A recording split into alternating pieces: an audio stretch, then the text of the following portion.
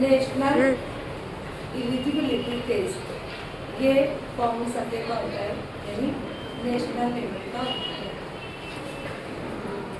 इसको पास करने के बाद आप ये जो है, इसको पास करने के बाद आप किसी भी कौमी सतह की कॉलेजेस और यूनिवर्सिटीज में असिस्टेंट प्रोफेसर के लिए ऐड और स्टेट बोले तो स्टेट एलिजिबिलिटी टेस्ट, ये रियासती सतह पर। इसको पास करने के बाद आप ये जो रियासती सतह की कॉलेजेस है उसमें असिस्टेंट प्रोफेसर के ऐड, समझा ये क्लियर। नेट सेट जो है ये बहुत हार्ड नहीं है, बोलेंगे नेट क्या और सेट। नेट सेट दो पेपर पर मुश्तमिल होता है, फर्स्ट पेपर है, सेकंड पेपर। फर्स्ट पेपर जो है वो एमएससी हो, एमए हो, एमकॉम हो, हर एक के लिए सेम होता है फर्स्ट पेपर। ये जो नेट का पेपर है, आप बीए के बाद एमए में एडमिशन लेंगे। एमए का फर्स्ट ईयर कंप्लीट करने के बाद आप इस सब्जेक्ट में ये इस पेपर इस इम्तिहान देने के लिए एलिजिबल हो जाते हैं, समझा। यानी जब आप एमए फर्स्ट क्लियर करते हो तो उसमें आपको 55% मार्क्स रहना लाजमी है, तो आप ये फॉर्म भर सकते हैं। आपका जो स्पेशल मजमून होता है वो आपका सेकंड पेपर होता है। तो किसी का पॉलिटिक्स होगा, किसी का उर्दू होगा, किसी का इकोनॉमिक्स होगा, किसी का इंग्लिश होगा, समझा। तो फर्स्ट पेपर जो है वो हर एक के लिए कंपलसरी, वो सबके लिए सेम होता है।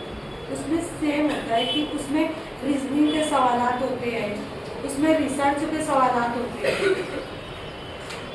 और उसमें इंफॉर्मेशन टेक्नोलॉजी और उसमें तदरीस के ताल्लुक से सवाल होते हैं। ये 50 सवालात होते हैं, हर एक क्वेश्चन को 2 मार्क्स यानी 100 नंबर आपके 100 मार्क्स। उसके बाद जो सेकंड पेपर होता है आपका, जो मजमून आप एमए में जो स्पेशल सब्जेक्ट लेते हो उस पर मबनी ये होता है।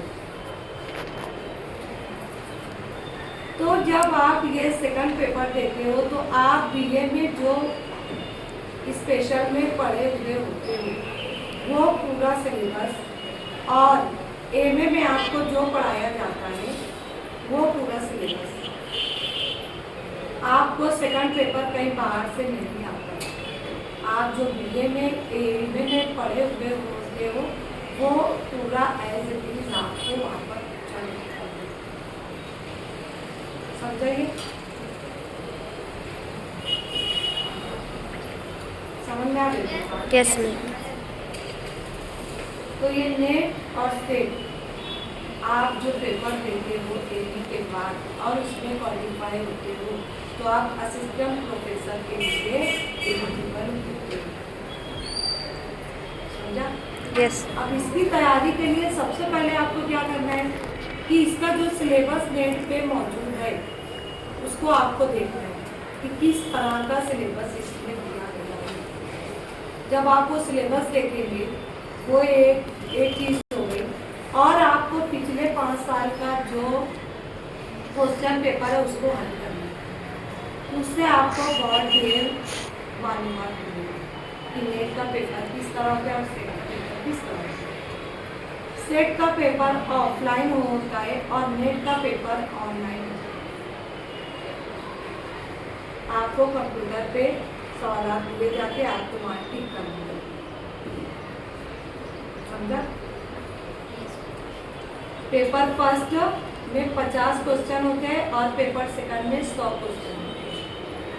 एक क्वेश्चन को 2 मार्क्स होते हैं, टोटल 300 मार्क्स के लिए होता है, समझा?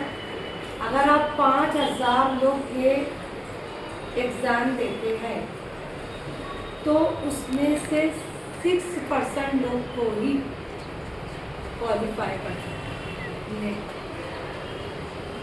फिर उसमें जो टॉप रैंक में रहते हैं तो उनको JRF मिलता है। JRF बोले तो जूनियर रिसर्च फेलोशिप। जब आप JRF क्लियर करते हो तो गवर्नमेंट आपको 27 से 29 लाख रुपया महानत ये साल यानी 5 साल के लिए देती है कि उसमें आप आपका रिसर्च करें। अब ऐसा नहीं है कि आप नेट पास कर लिए आपको JRF मिल गया है तो आपको घर बैठे JRF मिलेगा, ऐसा नहीं है। आपको उसके लिए तहकीक करना है, आपको उसके लिए रिसर्च करना है, आपको उसके लिए PhD में एडमिशन लेना है। समझा? इसका 2 फायदे हैं। आपको PhD में एडमिशन लेने के लिए पेट का एग्ज़ाम नहीं देना क्योंकि आप नेट में से कोई भी एक चीज़ पास नहीं।